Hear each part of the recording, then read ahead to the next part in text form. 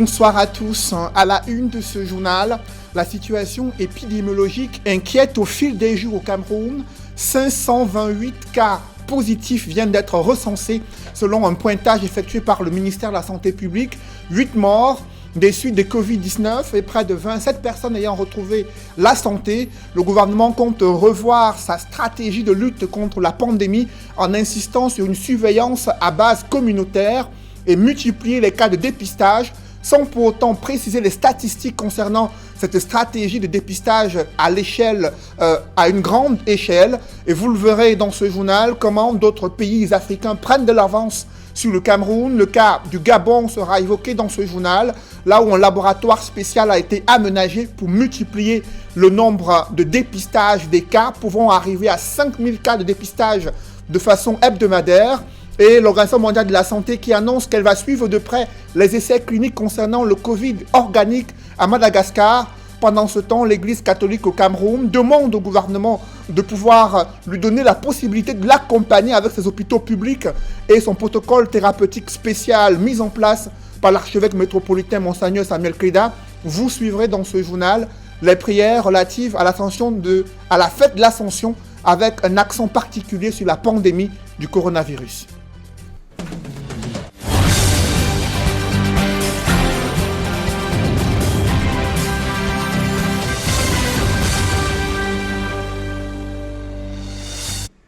Merci de suivre cette édition complète de l'information sur Equinox Télévision.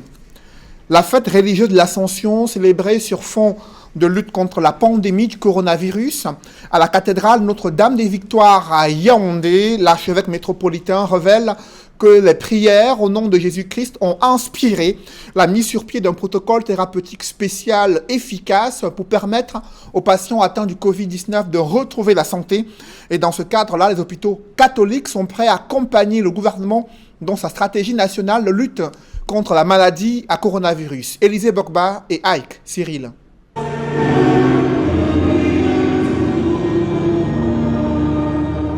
Distanciation respectée à la cathédrale Notre-Dame des Victoires de Yaoundé.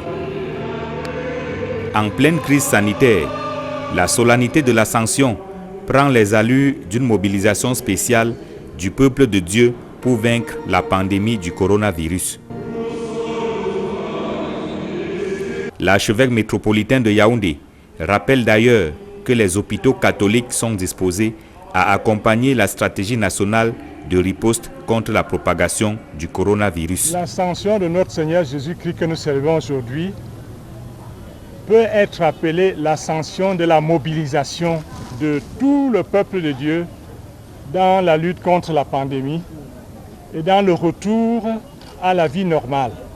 En ce qui concerne l'Église, tous les centres de santé sont mobilisés et disponibles pour apporter leur contribution à la réussite de ce grand défi qui est neutralisation totale de la pandémie dans notre pays.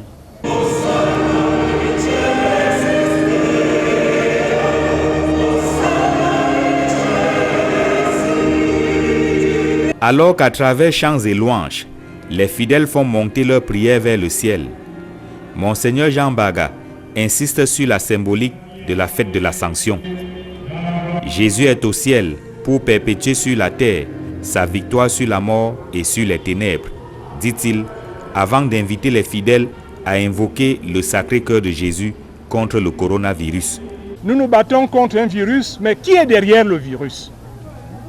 Qui est l'ennemi qui se cache derrière le virus? Ça ne peut être que les forces des ténèbres. Voilà pourquoi l'invocation du Saint-Nom de Jésus, l'invocation du Sacré-Cœur, l'invocation de la Vierge Marie et de tous les saints du ciel est importante en ce moment pour que eux aussi, par-delà le visible, puissent vaincre l'invisible.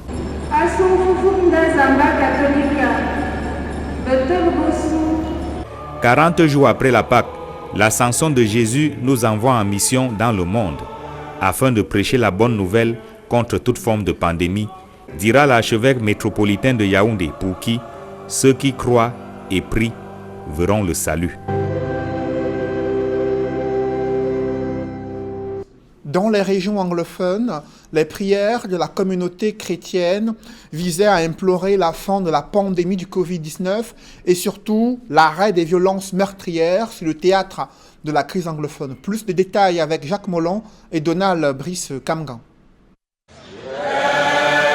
Ils auraient souhaité être plus nombreux à être témoins de la montée de Jésus-Christ au ciel, mais la pandémie du Covid-19 a retenu plusieurs chrétiens dans l'arrondissement de Bangem, département du Coupé-Mané-Goumba dans la région du Sud-Ouest.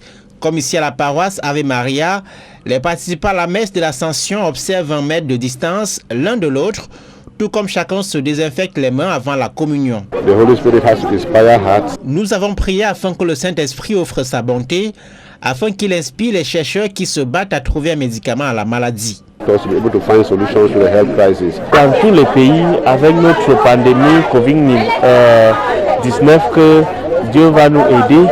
Comme ça, on trouve une bonne solution. Et j'ai prié aussi sincèrement tous les médecins que le Saint-Esprit va bien les toucher et comme ça, il prend bien en charge les malades. Avec plus d'une vingtaine de contaminés au coronavirus, le Sud-Ouest prie pour la fin de la maladie, mais aussi pour la fin des tensions sociopolitiques dans les régions anglophones. Nous prions pour que les tensions prennent fin dans les régions anglophones. Nous prions pour que le Seigneur amène les jeunes qui ont pris les armes à revenir à de bons sentiments. Les tensions dans le Nord-Ouest et le Sud-Ouest qui ont déjà fait des milliers de morts et de déplacés en près de 4 ans. Si certaines localités vivent une relative accalmie, les attaques persistent, mettant ainsi à rude épreuve les activités des populations. Et précisons que dans la région du Nord-Ouest, un pointage effectué le 19 mai 2020 fait état de 44 cas positifs de Covid-19, 9 personnes décédées de suite de cette pandémie et 9 personnes ayant retrouvé la santé. Et sur l'ensemble du territoire national, la situation épidémiologique ne cesse de susciter des inquiétudes. Là, l'on note aujourd'hui, ce 21 mai, 528 nouveaux cas positifs ont été recensés, 8 morts des suites du Covid-19 et 27 personnes ont retrouvé la santé. Ce sont un bilan officiel qui vient d'être présenté par le ministère de la Santé publique. Et au regard de l'évolution de la situation, ce ministère compte insister désormais sur la surveillance à base communautaire dans les districts de santé, dans les quartiers et les villages. La stratégie est axée sur les capacités de dépistage précoce. Selon le ministère de la Santé publique, il s'agira de traquer le virus, les porteurs de virus et les tester afin de mieux les protéger. Note le ministère de la Santé publique qui a insisté sur le respect des mesures barrières et la nécessité de se laver les mains avec le savon ou alors du gel hydroalcoolique. Les populations dans l'extrême nord du Cameroun peuvent-elles respecter ces mesures d'hygiène au moment où l'accès à l'eau potable est un luxe dans le septentrion? Là-bas, le nombre de cas positifs de Covid-19 ne cesse d'augmenter aux grandes dames des populations. Reportage Amadou Daïrou et Gladys Sidier. L'image de ces fillettes transportant sur leur tête des bidons d'eau résume à suffisance le quotidien des populations dans la région de l'extrême nord. L'accès à de l'eau potable fait partie des doléances formulées par les habitants de cette partie du pays depuis de nombreuses années. Avec l'arrivée du Covid-19, les plaintes se sont accentuées avec une question en toile de fond. Comment barrer la voie au Covid-19 quand on est privé d'eau? Il y a les quartiers qui a pas l'eau, ça fait déjà un an, voire même plus. Quotidiennement, nous sommes obligés de sortir très tôt le matin, 3 heures du matin, pour venir aligner nos bidons devant les bonnes fontaines, là où on vend souvent. C'est parce que si tu ne sors pas à 3 heures, tu n'as pas l'eau, tu vas passer toute la journée. Nous souffrons vraiment beaucoup d'eau, à cause d'eau. Donc, nous ne savons pas quoi faire. Nous avons fait appel à l'autorité, avec ça sans succès. Si l'État pouvait faire quelque chose pour nous, franchement, ça devrait beaucoup nous plaire. La situation épidémiologique de la région fait état d'une vingtaine de cas déjà enregistrés. Si les populations n'ont pas accès à de l'eau, le port du masque n'est pas non plus la chose la mieux partagée ici. Les autorités insistent sur le respect des mesures barrières. Il faut déjà signaler que la région de l'extrême nord est entrée en épidémie depuis le 29 avril 2020. Et à date, nous comptons 27 cas, dont 17 à Maroua, 7 à Pousseri. Nous avons malheureusement enregistré 2 décès et notre premier malade est guéri. Alors, l'heure est grave. Donc, de plus en plus, nous recommandons aux populations d'adopter un comportement responsable. Pour éviter la propagation du virus, certaines mairies bénéficient du soutien de quelques particuliers. Mais nous devons accentuer la sensibilisation pour que les mesures d'hygiène soient strictement respectées. L'association L'Onodi va encore aller au-delà de ce point. Alors que le coronavirus poursuit sa progression au Cameroun, les autorités invitent à la responsabilité individuelle et à la prise de conscience collective. Devant la progression de cette pandémie du coronavirus, le Cameroun ne donne aucune indication précise sur les capacités de dépistage hebdomadaires, encore moins sur l'aménagement des centres agréés Covid-19. Pourtant, des pays voisins sont passés à la vitesse supérieure. Tenez par exemple, le Gabon a construit des laboratoires spéciaux pour élargir ses capacités de test de Covid-19 et de prise en charge des cas positifs. Ce laboratoire spécial a été ouvert lors d'une visite du président gabonais. Ali Bongo Ondimba a touché du doigt les investissements consentis pour l'amélioration de la santé des Gabonais et l'amélioration de la stratégie de prise en charge des cas du Covid-19. Je vous propose d'écouter ce morceau choisi de la visite du président gabonais dans ce laboratoire spécial aménagé dans son pays. Il s'agit d'un laboratoire de haute technologie qui va permettre d'améliorer les capacités diagnostiques du Covid-19 dans notre pays. Jusque-là, nous avions une possibilité de diagnostiquer sensiblement 700 à 1000 personnes par jour. Et c'est ce qui nous donne aujourd'hui d'avoir ces résultats que nous observons tous les jours. Aujourd'hui, avec ce laboratoire, nous pourrons aller à 5000, voire à 10 000 dépistages par jour. L'objectif, c'est de dépister rapidement les personnes qui sont contaminées par le Covid-19, les isoler et pouvoir les prendre en charge. Le matériel qui vient d'arriver pour accompagner le diagnostic du coronavirus au Gabon, c'est l'équipement de pointe de dernière génération. Nous avons, comme vous avez constaté, 3 compartiments.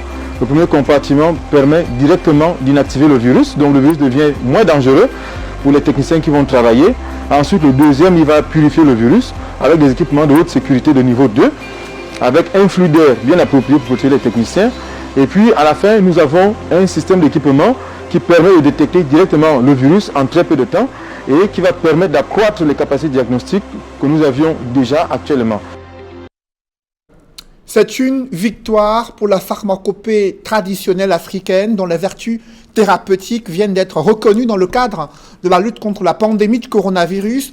L'Organisation mondiale de la santé vient de saluer les efforts de Madagascar et appuiera le processus d'observation clinique sur le Covid organique. Le président malgache Andry Rajoelina a publié sur sa page Facebook officielle un entretien qu'il a eu avec le directeur général de l'OMS. À cet effet, je vous propose de les écouter.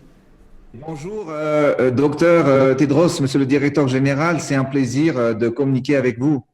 Thank you, Your Excellency, and very nice to talk to you too.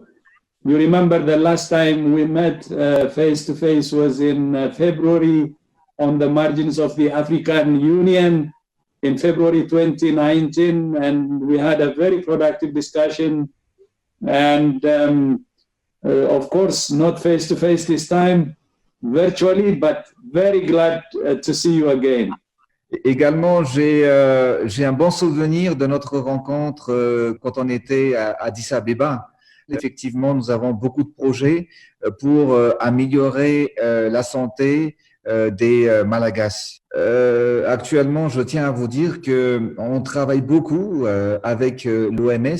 Depuis que je suis à la tête du pays, l'année dernière, nous avons pu éradiquer en grande partie la rougeole à Madagascar. Yes, no, thank you so much. What was clear during our meeting was your commitment to health. And I was very, very appreciative of that. And I know and I remember how directly you were engaged to stop the measles outbreak, and that was completed with success. And thank you so much for your leadership on the measles outbreak, which really helped in stopping it as quickly as possible. I remember when we met, you told me that health for you is central, and that you will be directly involved, and that you will invest in health, and that's what I am seeing. And thank you so much for your commitment.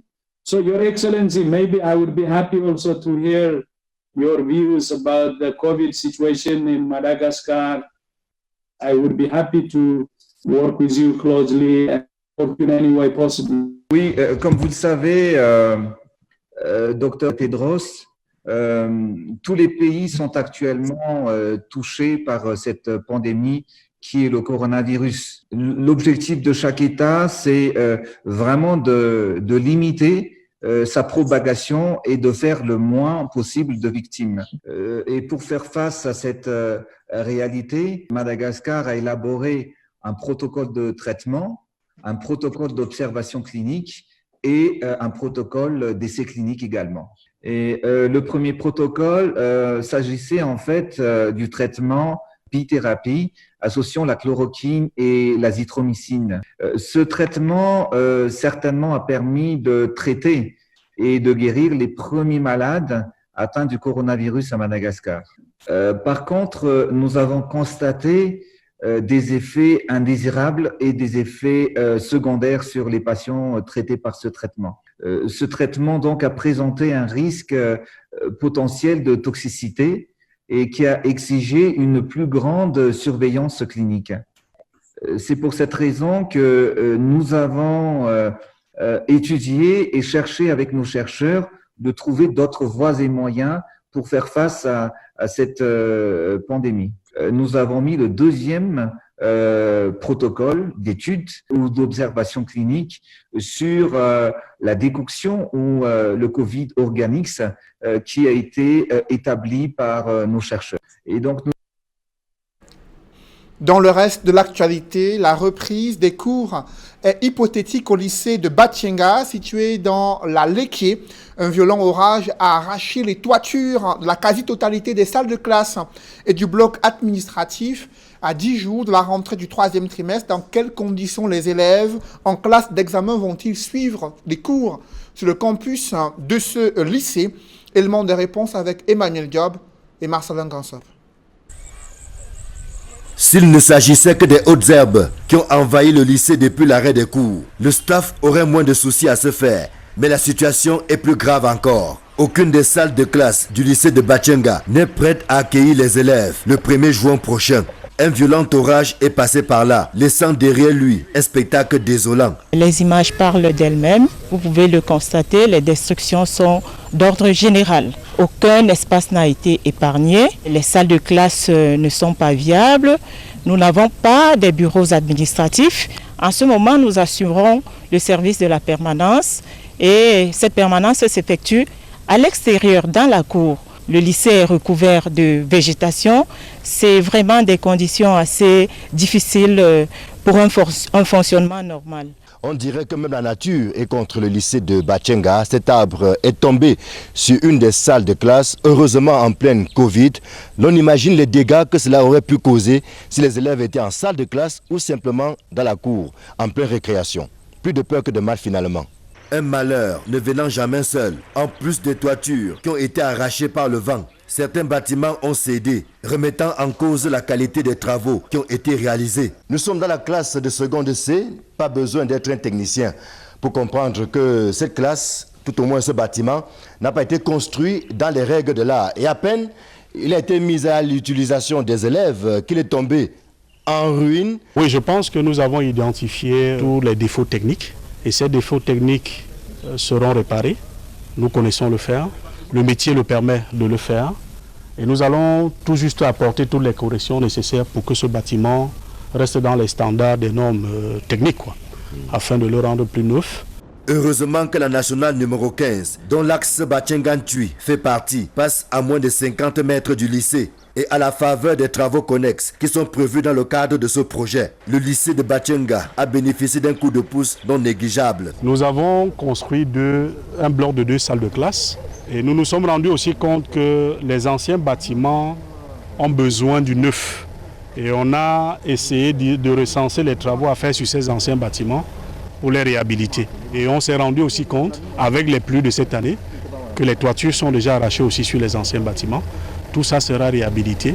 En attendant, c'est dans l'inquiétude la plus totale que le staff et les enseignants préparent la reprise des cours le 1er juin prochain. Leur seule volonté ne suffit malheureusement pas. Nous allons essayer, dans la mesure des possibilités, de prendre des dispositions qui sont à notre niveau, avec le concours des populations, des élites, que nous espérons être effectifs. Nous pensons que ce sont les efforts conjugués qui pourront nous permettre, sinon de résoudre les problèmes, mais au moins de commencer avec nos élèves la préparation vers les examens de fin d'année. Le sinistre qui a frappé le lycée de Batchenga est connu du gouvernement qui n'a encore rien entrepris jusqu'ici alors que le temps presse. Le 1er juin, c'est déjà demain et cet établissement n'est pas loin d'une reprise à plusieurs vitesses. Et comment réussir ce pari d'achever les programmes scolaires et préparer les élèves aux examens de fin d'année dès la reprise des cours le 1er juin prochain. Le sujet préoccupe également les responsables d'établissements scolaires privés laïques. Ils ont assisté à un séminaire sur la gestion administrative et pédagogique, sur l'enseignement et l'éducation en situation d'urgence et de crise. Évocation avec Aïk Cyril. Dans la perspective de la reprise des cours, annoncée pour le 1er juin prochain, l'enseignement privé laïque ménage sa monture. Nous nous mettons ensemble pour mutualiser les expériences, pour échanger, pour discuter, pour réfléchir. Essayer d'accompagner les acteurs de terrain pour la finalisation de l'année scolaire. Après 2 mois d'interruption, enseignants et experts en éducation scrutent les voies et moyens d'une bonne préparation des élèves aux examens officiels. La méthodologie privilégiée ici est l'organisation hebdomadaire des examens blancs dès la reprise des cours. Approche par les compétences de ce qui doit être fait et puis beaucoup d'exercices. Nous proposons par exemple que tous les samedis, les enfants puissent être soumis à un exercice type concours ou type CEP. Donc je crois qu'ils pourront s'en sortir. Organisé par le secrétariat à l'éducation de l'enseignement privé laïque, avec l'expertise du cabinet Prosemoc Les Flores, les travaux de Yaoundé portent sur la gestion administrative et technico-pédagogique de l'enseignement et de l'éducation en situation d'urgence et de crise.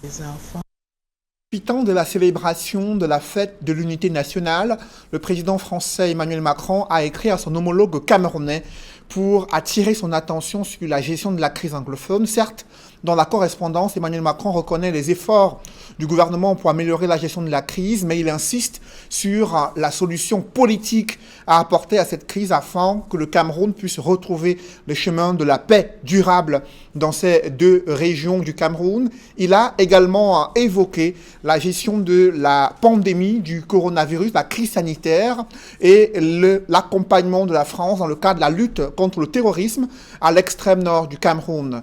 Plus de précisions avec Gladys Sidi. Le président français Emmanuel Macron regrette que des actes de violence soient perpétrés sur des civils dans les régions anglophones du Cameroun. Dans une correspondance adressée à son homologue camerounais Paul Biya à l'occasion de la célébration de la fête nationale de l'unité, il écrit « Vous savez la préoccupation que m'inspire la situation dans les régions du nord-ouest et sud-ouest du Cameroun, dont nous nous sommes entretenus à plusieurs reprises. Des efforts importants ont été menés depuis l'été, mais ils ne pourront porter leurs fruits tant que des actes de violence ayant délibérément ciblé des populations civiles resteront impunis. Emmanuel Macron note que les poursuites engagées contre les auteurs présumés de la tuerie de Ngarbour sont un pas qui va dans le bon sens et reste convaincu que seule une réponse politique et inclusive permettra, à travers notamment la mise en œuvre rapide des conclusions du grand dialogue national, de ramener le calme dans ces deux régions et au-delà. Concernant la crise anglophone, il réitère la disponibilité de la France dans la recherche de solutions. Dans sa correspondance, il n'a pas manqué de rappeler les relations d'amitié qui lient le peuple camerounais au peuple français et sa volonté d'œuvrer à leur renforcement. Au sujet du coronavirus, il écrit que la grave crise sanitaire et économique provoquée par le Covid-19, à laquelle nous faisons tous face sur nos territoires, nous rappelle les valeurs d'entraide et de solidarité entre les États. Il a aussi évoqué la volonté à faire bénéficier au Cameroun des mesures mises en œuvre dans le cadre de son initiative, lancée aux côtés de plusieurs pays de l'Union européenne et de l'Union africaine, en vue de soutenir l'ensemble des volets de réponse, à la fois sanitaire, humanitaire, scientifique, mais aussi économique, sur le continent africain. Comme plusieurs autres chefs d'État à travers le monde, le président français a adressé une correspondance à son homologue camerounais à l'occasion de la célébration de la 48e édition de la Fête nationale de l'Unité. Comment réagissent les populations résidentes dans l'arrière-pays après avoir suivi ce discours du chef de l'État le 19 mai 2020, notamment dans le Nyong-Ekele, là-bas les populations auraient aimé que le chef de l'État s'exprime sur d'autres mots qui minent la nation camerounaise. Elles l'ont fait savoir à nos reporters Joël Niem et Julienne Berthe-Bissaille. Le discours du chef de l'État Paul Biya le 19 mai dernier fait des mécontents à Ezeka dans le Nyong-Ekele. Essentiellement axé sur le plan de riposte au Covid-19, cette adresse à la nation a laissé plus d'un sur leur faim. Les attentes de la population en général, ce n'est pas seulement par rapport au Covid, c'est que la prise en charge des malades soit effective. Bon, spécifiquement pour le cas du Covid-19, il était question que nous ayons encore des promesses plus concrètes. Bon, le chef de l'État est resté encore beaucoup plus évasif. Apollinaire, un jeune opérateur économique débordé par des dettes et factures impayées, voyait en ce discours une lueur d'espoir pour ses affaires. Tendance, c'est que les méthodes et les actions de fiscalité soient encore réduites à la baisse. Par exemple, il ne suffisait pas d'annuler l'impôt libératoire pendant 3 mois. Il suffisait tout simplement qu'on arrête toute action fiscale dans notre domaine, par exemple. Parce que nous, on n'arrive plus à faire du chiffre, on n'arrive plus à produire et on a des factures à payer. Et aussi, j'aurais souhaité, par exemple, la location avec des bailleurs, les factures Eneyo et Kamwata, on devait stopper ça pour une période de 3 mois aussi pour nous permettre de combler le grand vide. Malgré l'absence des cas de coronavirus dans le département du Nyong-Ekele, le préfet invite ses populations à rester mobilisées dans le respect des gestes barrières. Il faut que chacun comprenne que ce coronavirus, ce n'est pas quelque chose avec lequel on s'amuse. C'est dangereux. Les gens sont en train de mourir. Notre gouvernement a pris toutes les mesures nécessaires pour limiter les dégâts à notre niveau. Il ne faudra pas qu'au niveau de notre département, que les gens s'amusent. Je dis bien que je n'entends pas utiliser la force, mais si je suis obligé alors de le faire, je vais le faire de manière très très efficace. Cette interpellation du préfet du Nyong-Ekele arrive à point nommé au moment où l'on observe un relâchement dans le respect des mesures édictées par le gouvernement. Alors que le Premier ministre n'a rien dit sur la levée des mesures de restriction concernant la fermeture des frontières, c'est l'ambassade du Cameroun en France qui fait savoir aux ressortissants camerounais et étrangers résidant au Cameroun et encore en attente de rapatriement que le président de la République a donné son accord pour que la compagnie aérienne Air France reprenne ses vols commerciaux en direction du Cameroun. C'est du moins ce que révèle un communiqué rendu public par l'ambassade du Cameroun en France ce jour. Elle fait savoir que la première rotation au départ de Paris avec pour destination Yaoundé-Simalène est prévue le lundi 25 mai 2020 et les passagers concernés sont également invités à observer les instructions relatives aux conditions sanitaires exigées au Cameroun notamment la présentation d'un test de dépistage négatif au Covid-19 avant l'embarquement datant d'au moins 7 jours et également les frais concernant la souscription d'un engagement d'autoconfinement à leurs frais dès leur arrivée au Cameroun.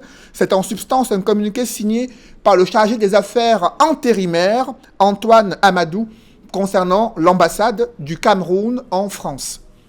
Et quelques images d'un grave incendie survenu à Bafang, dans le département du Honkam, là où il y a eu un snack bar mythique qui est parti en fumée, un incendie qui a suscité la frayeur et remis en question la disponibilité des sapeurs-pompiers dans la ville de Bafang et dans la région de l'Ouest. Évocation avec Andy Gagnou, Dallas Kana et Kediara. Des langues de feu dévorant tout sur le passage, des cris qui retentissent en fond sonore, le lendemain matin au réveil, des cendres, encore incandescentes par endroits, et pour parfaire ce tableau de tristesse, la consternation sur les visages de tout ce monde qui n'en revient toujours pas. Nous sommes ici, à Bafang, dans le Honkam. Et le bâtiment, qui est parti en fumée la veille, abritait les locaux du métro, un snack-bar mythique de la ville qui, en plus des riverains, accueillait très souvent, le temps d'une soirée, des voyageurs de passage. Tout de 1h40, donc disons 2h, non, ça a commencé par derrière. Nous avons vu l'incendie. Le temps de chercher, vu que même au Carrefour, il n'y a pas de moyens d'eau, il n'y avait pas moyen d'éteindre. Quand subitement on était déjà complètement, on a vu une fois le feu, on ne pouvait plus rien faire. Les jeunes du quartier vont se mobiliser pour tenter malgré tout de circonscrire les flammes dans une région qui compte une seule caserne de sapeurs-pompiers pour 8 départements. Au terme de la besogne, 2 corps de sexe masculin seront découverts dans les décombres. On croyait qu'il n'y avait personne dedans. Subitement, après avoir éteint le feu, on constate qu'il y avait 2 corps dedans et vraiment c'est douloureux. Parce que ce sont les gens qui sont au Carrefour tous les jours avec nous, ce sont nos amis. Donc ça nous étonne vraiment que tout ça a pu arriver comme ça. Vraiment, ça nous a fait mal. Et puisqu'ils ont crié derrière fatigués, vous voyez, il y a 2 fenêtres, 2 ventilateurs qui sont placés là. Il a essayé de casser une dent. Il a cassé une dent. Bon, il n'a pas pu avoir encore la force. Ils ont été électrocutés. Les dégâts matériels sont évalués à plusieurs millions de francs CFA. Une enquête a par ailleurs été ouverte afin de déterminer l'origine de cet incendie. Mesdames, messieurs, c'est la fin de ce journal.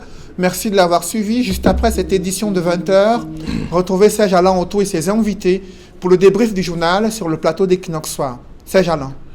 48e anniversaire de l'avènement de l'État unitaire, Emmanuel Macron écrit à Paul Biya.